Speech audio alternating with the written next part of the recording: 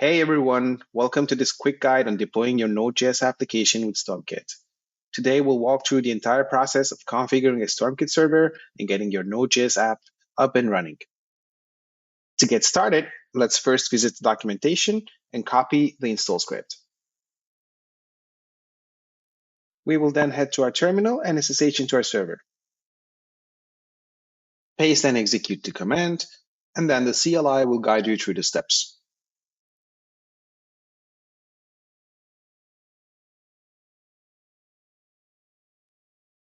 Once the installation is complete, head to your browser and visit Stormkit UI. We will now log in and import our application from GitHub. Just as a side note, you can also configure GitLab or Bitbucket as an alternative provider. Now find your application and click on Import, and you will be brought to your applications page. This is an optional step, but I'm going to change the application display name in order to have an easier subdomain for this project.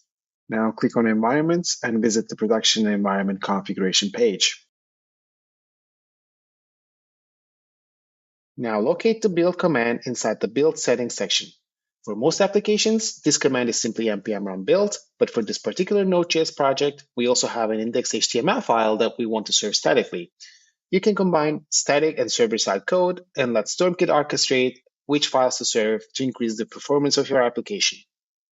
To do so, we're going to change some commands and copy the index.html file inside .stormkit public directory, which will be picked up by Stormkit as a build artifact. I'll leave the output folder as is because I want the whole repository to be uploaded on the server side and click Save.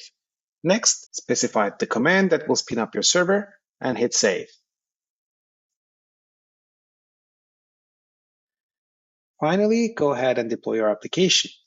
Once the deployment is complete, you can preview the uploaded artifacts in the last build step. As you can see here, in this case, Stormkit uploaded both client and server-side code.